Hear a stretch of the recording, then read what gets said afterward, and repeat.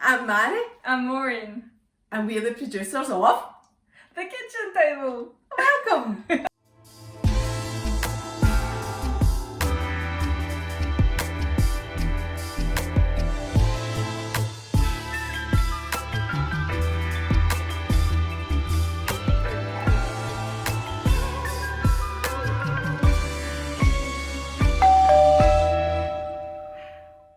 Welcome to the table today, ladies. Ros, welcome. Joining us at the kitchen table today to talk about body positivity. We've also got Maureen, myself, Mhairi, and the lovely Denise is back today to join in the conversation. It's good to have you back. So today, as I said, we're talking about body positivity. You yourself, Ros, are a campaigner and you campaign on the socials for body positivity. You're a model. You are a full-time student and you are, what else? I've forgotten. There was another thing. An activist. An activist for body positivity. The whole reason that we're here today and to talk about that. Maureen, do you want to start off by saying something though very important about today before we go any further? And I think we'll probably do an episode on it would make sense. It's true actually. Well, I just wanted to acknowledge the fact that today, yesterday actually, it was announced that Harvey Weinstein is being convicted for probably up to 25 years for forcing himself on women.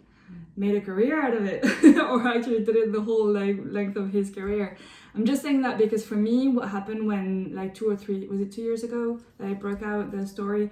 It really felt like the epitome of my involvement in feminism. It felt like it just brought to light something that was underlying, and then that just culminated in that, and all of a sudden it wasn't underlying anymore, and we were okay to address it. So I just want to acknowledge the Me Too movement. I want to acknowledge all the women who just at some point, either from dealing with a handsy person to all the way to abuse and rape and all of that. I just think all of those women who have actually brought the case to justice and all of the women out there are just amazing, and it's ushering in the new era of feminism. Yep, absolutely, and it's what we're all about, and I suppose it's the foundation to what we do. Thank you for that. We definitely will talk about that another day because it's so important. It is.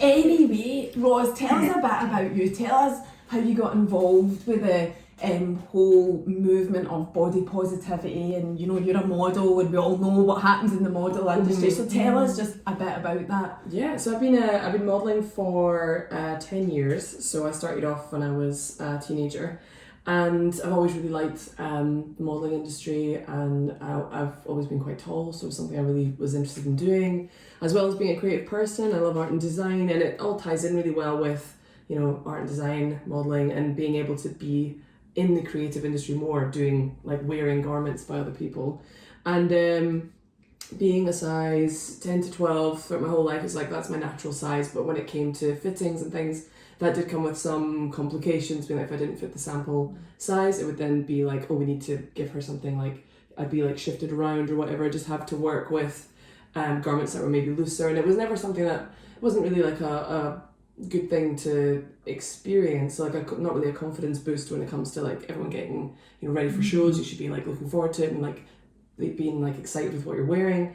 And so over time and over research looking at sort of the lack of representation in fashion, a couple of years ago, myself and my creative partner Morgan McTiernan, I met her at an interview for a casting, and I absolutely loved what she was doing. She was doing lots of stuff online and doing lots of campaigning for more diversity in the fashion industry in Scotland and beyond, and she was appearing on television and radio programmes.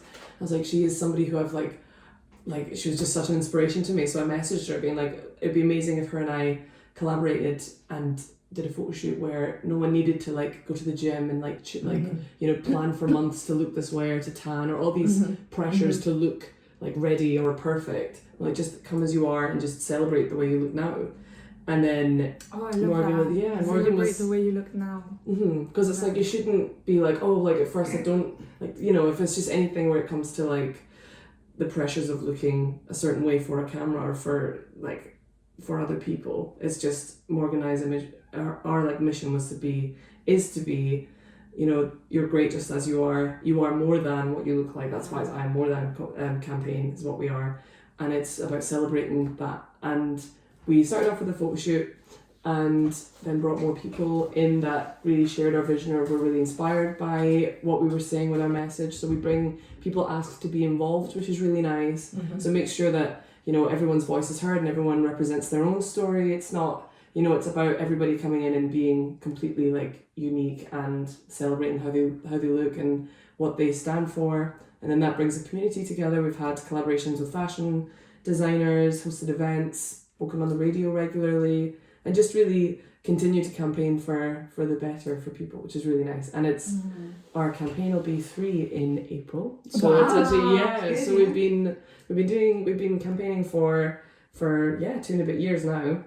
And it's so it started off with photo shoots and then more appearances, talking, speaking at events, hosting events, and just really like our campaign is just 100% positive. It's completely just, you know, celebrating everyone and giving out positive messages and everything just being uplifting. So we aim for content to be an uplifting thing for people to see. So your page, is it Facebook and Instagram? I Am More Than? Yeah, it's just Instagram. So It's not a Facebook. Is it just yeah, Instagram? but Right, it's fine. just Instagram, If people, I know I follow it and I really love it. I love what you do there. Do you know, I was wondering though, how far, so you've been in the industry 10 years, how far has it evolved in terms of, I think we all know without even being in the industry that, because it's in the magazines and papers and online and whatever, regularly that women are often and more likely than not portrayed by big corporations as the size 0, you know, etc. image. But how much have we progressed in 10 years that you've been involved in the model industry, the 3 years that you've been campaigning for it? How's it going? Is it making progress? Are we getting nearer to where we need to be in terms of body inclusivity and everybody? Or are we still, you know, up against some real challenges with it? I think it's definitely changed for the better when it comes to including more different people in campaigns. But it's something where it's like you'd want it to be long lasting. You don't want it to just be something that's like, we're doing this now because it's like there's other campaigns that are embracing it and then every other campaign, but you'd want it to be like, this has changed and it's going to permanently change. And I think it'd be great if campaigns and brands and every fashion show included as many body types and people with different abilities as possible, because it's so refreshing to see. There's accounts that I follow on Instagram, and I would say it's like, it's just great seeing. You don't see fashion shows and go like, why is everyone not like a size this? It's actually really nice seeing a diverse amount of people, like a range of people on fashion shows, because they're modelling themselves and they're modelling their confidence and the garments, and it's just a really nice atmosphere to witness. So it is making progress, which is testament to your campaign. I see, I feel a wee bit with that though, a bit cheated by it, because look at Sophie Dahl, look how slim she is now. Look at Adele, look how slim she is now. There's still that pressure on females, and whether it be in music, models, whatever, to slim down. I mean, Sophie Dahl was a big icon because she was the larger model. She's very, very slim now. Yeah. So what pressures was she under? Same with Adele. Yeah. What pressures were they under? Do you know, well, Do you know what I mean? I do get what you're saying. I know, because, you know, I'm all for body positivity. I've never been hugely overweight. I have been overweight. I've never been hugely overweight. Have I ever been totally happy with the way that I've looked? I'd say more so in recent times, you know, and we all know I'm 46, you know, that's a long time to wait to kind of start feeling okay about yourself, but it's the truth, you know, I've only really felt okay about myself maybe in the last year or whatever. So it's, I suppose what I'm trying to say is that it's about how you feel about yourself. Is that more an age thing? You know, because I feel more comfortable in my skin the past couple of years than what you know, I think when you're older you don't give a shit as much. Yeah. No, I do. When you're younger you care a bit more what people think, and you know, certain fashions you can't wear. But I think you kind of grow into yourself. Yeah, totally. And the more life experience. I know my relationship with my body shifted a lot after my daughter, after being able to carry the baby, and you know, like I was like, whoa, actually, my body ain't that bad. But beforehand, I was like, oh. And then just going through, actually, I love being pregnant. I didn't love everything about being pregnant, but I loved the way my body, like, that's the only time I had a tight tummy, sort of. Like, it was tight around the baby. And I just thought, ooh, okay. And then all of a sudden, I was taking pictures. Exactly. I was like, ooh, it's not wobbly, it's big, but I don't hate it. And that changed my relationship with my body a lot. I think that my 2 pregnancies, well, yeah. Yeah, I do know, I mean, I try to follow positive accounts on Instagram. Everybody knows Instagram's my thing. I am on Facebook, but I love my wee community on Instagram, and I think you tailor that to what suits you. You know, if you're following somebody that makes you feel crap, you know, like these perfect bodies, and I'll use Love Island as an example. I can't watch Love Island for that reason. I'm quite happy to openly say it makes me feel like, you know, crap watching it. So you create a community on your social media of people that you relate to and make you feel good. And I've got a few people who quite openly share on their stories they're overweight, and they come on and say, look, I'm not happy being this size. I'm really trying, you know, to make a difference in what, you know, and they're doing various different eating plans and stuff like that, and that's all fine. But I think it's fair to say that not everybody, regardless of whether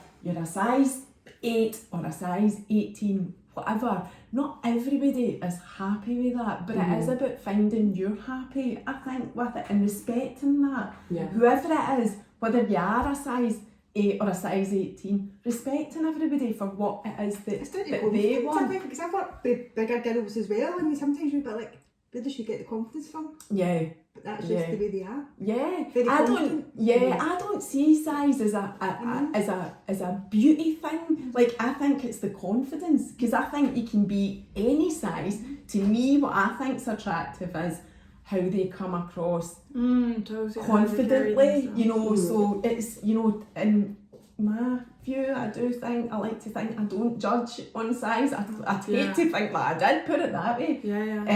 You know, on size. Shouldn't be. Some women are the biggest critics though. Some other women. I have 2 things about what you just said about the confidence and the sort of body size. Something happened when Alexia, so my daughter, who's now 6.5, when she was, I think she was in first year at school. So that was back in London. I don't know if that would have happened with NHS Scotland, but they send someone in the classrooms to weigh and measure the kids, and to I think I wasn't sure what it was for, but well, it happened. And I was quite happy that she was measured, because usually they just weigh. But basically, maybe 3 weeks later, I got a letter saying that my daughter was severely overweight. Now, I mean, she's not. I mean, she's not. Any stretch of the imagination. In my head, is she overweight? I don't think in that classroom anyone was overweight, really. Like, but anyway, so I got that letter, and at first I thought it was a mistake, and then I went, they had like a link, and I went online and I entered her measurements, and yeah, it classed her as severely overweight.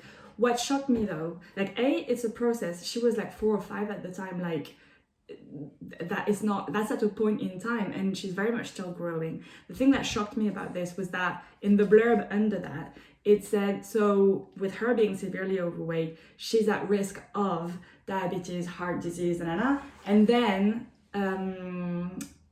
underconfidence, basically, like lack of self-confidence. And for me, it was like, wait a minute, how do you automatically link that to that? And also, she's 5.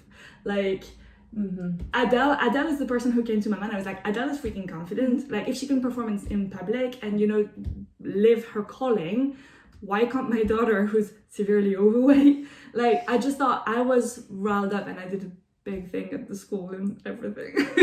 Just because I was like, this is just automatized. How do you link the confidence, which is something that you feel deeply inside? If nothing else, it's actually an inside thing. It's not an outside thing. And just assuming that it's linked, I just felt was really wrong. There was that on that side that happened. And then I think it's also very much a localized thing. So I think England, like the United Kingdom, like Scotland, are doing like amazing with awareness and stuff. Latin America, is a different story. So basically, my husband is Colombian, right? His family sent over for Christmas for Alexia how do you call it? Like, teacups and stuff. And it came with biscuits. Tea sets, yeah, thank you. It came with a biscuit. It came with a cookie, normal cookie, like chocolate chip. And it came with a cookie, plastic cookie, that had written across it, diet cookie. And I'm like, what? It's a toy.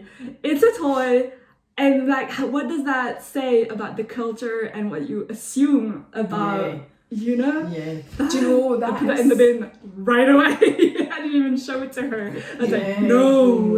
Because where was it? I think it was, I don't know what shop, it was a supermarket, and they designed plates. And the plates had jean sizes on the plate to make it like, so it said like skinny jeans were the smallest, like for portion sizes. And it was about like jean sizes meaning portions. And so that went up a storm, and I think it was like they removed it from their products because it was just like, that is not... That's good to awful. say to people, like, like skinny jeans, baggy jeans. It's just like you can't say that because that's triggering for a lot of people. It's not cool. So it's not only that, it doesn't take into account what the person's lifestyle is. It's metabolism and loads of stuff. Yeah, but what if you train or whatever? You know, do you know? You just made me think of this, Ros. Do you do anything with schools, or do you know anything about? You know how the schools tackle that type of thing. You know, the whole image thing.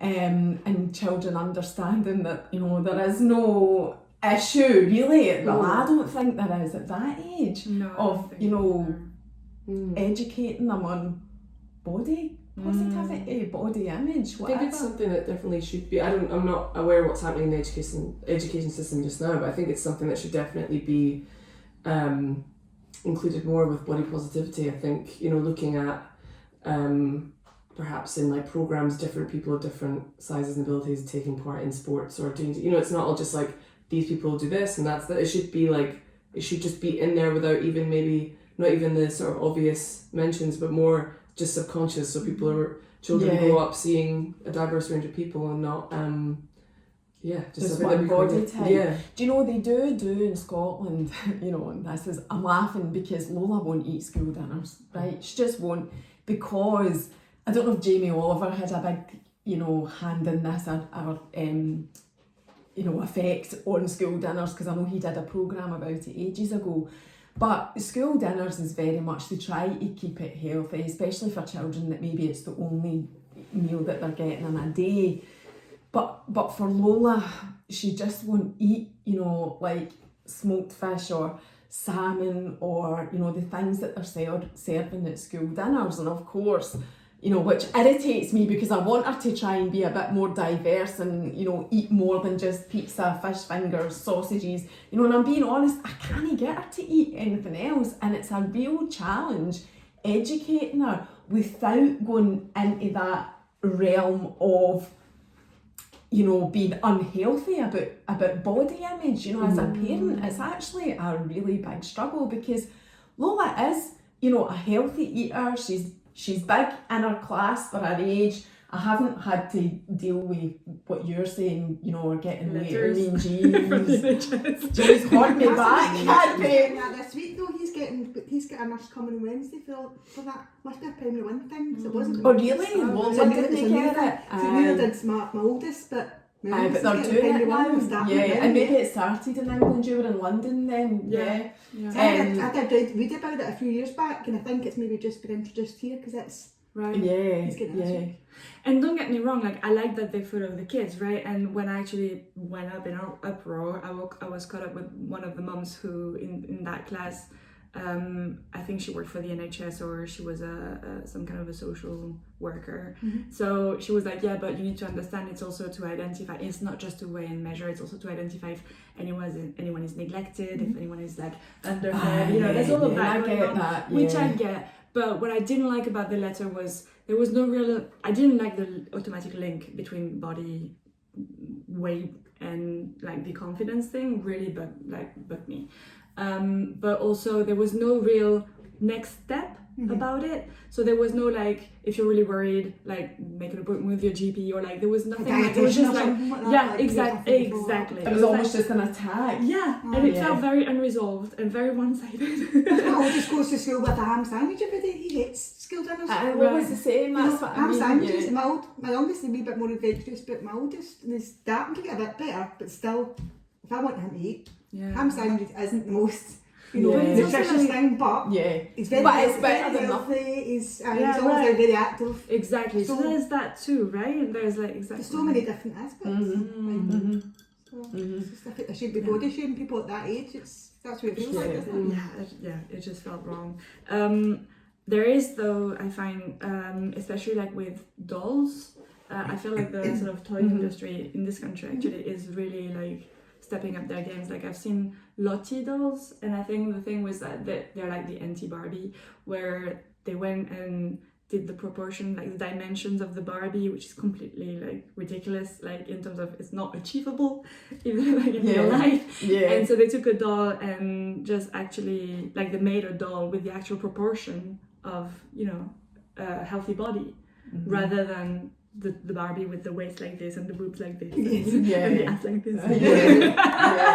So like I like that there's a bit more awareness to that, to those and you see a lot more like, you know, ethnic minority dolls, and I think I've even seen like disability dolls like on wheelchairs and there's Barbie that's different. They're definitely making progress with that. I suppose that links quite nicely into the whole diet culture thing as well, which, I mean, I'd be lying if I said I haven't tried everything under the sun in my 46 years. My God, everything. I'm not joking. Until I think, as you say, Denise, you get to an age where you're like, this is just ludicrous. This is as good as it gets. And this is why I'm going to be honest again. This is why I started training at the gym, because after I had Lola, that was the only point in my life where I've been classed as overweight. Like I was 4 stone, carrying an extra 4 stone when I was pregnant. When I had her, I was left with 3 stone to lose, right? So at that time as well, I was still trying stuff. I did lose weight and suffered a bereavement as well in the family. So, you know, I did lose weight, but you know, because mentally that we're so ingrained to look a certain way, I still wasn't happy. But I recognised that I kind of stopped, this isn't healthy, Mhairi, this is not healthy. You are below what your recommended weight is, right, which is another debate, but to think that you're still not happy, there's something, you know, mentally wrong there, and I recognised that. And that was when I took up the gym then. I just thought, well, the only way that I'm going to be happy is if I can actually physically change my shape, and that's the honest reason, or one of the reasons. There are other benefits, but that was why I started it, because I thought that's the only way I can, if I'm losing all this weight, I'm still not happy, the only other thing I can do is exercise. But I still felt that pressure, I still felt, you know, self-inflicted to go and do something about it. I am less obsessed with the gym, you know, I do still go, but I'm less obsessed than I was at first, again because I've made progress with being happy with the way that I look and whatever. But the diet culture as well is a whole other ball game. I mean, my God, each to their own. I have to say that as well. If you want to do it and it works for you, then fine. But things like shakes, I struggle with that. That really fucks with my mind, I'm going to be honest. My mind has to be eating, you know, physically eating. You know, short term as well, that's never, never maintainable, do you know what I mean? They're never going to... It's a worry how much it's out there, and stuff like injections. I mean, my God, that frightens the life out of me, and I'm not qualified medically or anything like that, but it frightens the life out of me that my daughter is growing up into a world where this is very prevalent. I mean, what's your view on that, Ros? Yeah, I mean, there's a lot of advertisements and things that are a lot more accessible on social media sites than ever before, and it's something that there are, the social media is trying to clamp down on it by having, like, you know, it just being great, like grey screens being like, you need to be over this age to view diet ads, but it's something where you can just click. Like there's privacy settings, but I think it's definitely something that shouldn't be. Diet culture shouldn't be something that's so easily viewed, I don't think, because it's a matter that's down to each person, and it doesn't work for everybody, and it doesn't work anyway, and it's a thing where you see all these celebrities promoting brands. I think it leads to people seeing the celebrities and then seeing the brands that they stand for, and then that ties everything in, and then it becomes a lot more recognised. And I think it's something where it's, we should be going online, or we should be scrolling through and seeing nothing of that kind of that category. I think it's important to distance yourself from things that can make you think otherwise about your own appearance. Yeah, no, absolutely. And again, if somebody's doing that type of stuff, I just have to remove it, because it's not. I know it triggers me. I know that I've got issues with that. But that's a very valid point you made about celebrities. I mean, I feel so concerned about that as well, because first and foremost, they're getting paid to say it, or to say that they're taking it. And it begs the question, are they really taking it? Are they actually really doing that? But then the knock-on effect of that is, whether they are or whether they aren't, there will be people out there, especially the younger generation, I believe, that they are, and therefore do that. Now, again, I'm not medically qualified, but what are the impacts long-term even? We don't even know long-term what the impacts on your health might be. So, yeah, that's where, I find it quite worrying that that's allowed, that diet culture is allowed the way that it is. I don't know what the answers are. It's basically, it's a wee bit like fake news, I feel like Donald Trump, but it's to hear about some of these people that are part of these diet campaigns. They've actually been in a 4-week boot camp in Cambodia. Do you know what I mean? Like, living on shakes, as you said, and working out 3-4 times a day to lose a certain amount of weight within. So what you're saying is they set them up for the campaign, they set them up to look a certain way before they then think, oh, look at me. And they've not done it. I've just took this pill for so many days, and then they've not. It's the same with any sort of commercial, like the hair commercial, like L'Oreal, whose hair really looks like that after one L'Oreal shampoo, you know what I mean? It's an army of hairdressers and stylists and stuff, so no one really looks like that. That's what came into my head when you were saying about what the campaigns that you're campaigning for. People just turn up as they are. So stuff they've had hair day. This is my hair today. It's a bad hair day. I've not had somebody working on it for however long. But the other thing is, a lot of these people have got amazing hair in the first place. They've got genetically amazing hair, Sadly, I know I'm not gifted with that either, but no, I mean, I don't have thick hair. That's a lot of work and effort, man, to make that look half thick. But I don't. Again, it's just that knowing what you want to see and what you don't want to see. It's like, but it goes into so many things, like the film industry. They're just now arguing for an Oscar for stunt doubles. Because you know what? All the superhero and stuff, they don't really climb the building. Somebody else does it. That's amazing. I like that. No, because you see the real thing. You just imagine that, you can just go and do it. This is why they say you should not do that at home. You have trained professionals to do that. In many ways, the modeling industry as it was, because I think it will be changing, but is a bit like that. It's like you don't see everything that comes behind. I had a friend who was working on James Bond, Daniel Craig, that shot when he comes out of the ocean. It's like he's been fasting and with a personal coach, like a personal dietitian, for 3 weeks. They're like, okay, your close-up is coming up. This is what we need to look like. There's a freaking hard work going into that. It's not just like that. And it's a mindset, and it's usually for a purpose, not just the purpose of looking. It's it's a job. That's what I'm trying to say. And if you're in the job of looking good, then great, do that. But if you're in the job of being yourself and just going about your life, that should also be allowed, and that should also be empowered to feel good. I do think though, Ros, people like yourself who are campaigning for a bigger voice for diversity and body positivity, are becoming more prevalent, and this is a good thing about social media. There are loads of good things, you know, because that thing with social media means that everybody gets their space, everybody gets their say, you know, everybody can put out what they want, you know, within legal requirements. But there's loads of accounts out there. They're laughing because sometimes I overstep the mark. But anyway, there's loads of accounts out there now that are getting huge amounts of followers because they're not your perfect body image, because they're saying stuff like you know, you don't need to be perfect, you don't need to look that way, this way is just as perfect, you know, you're you, do you, whatever. So I do think that social media has played a part in progressing.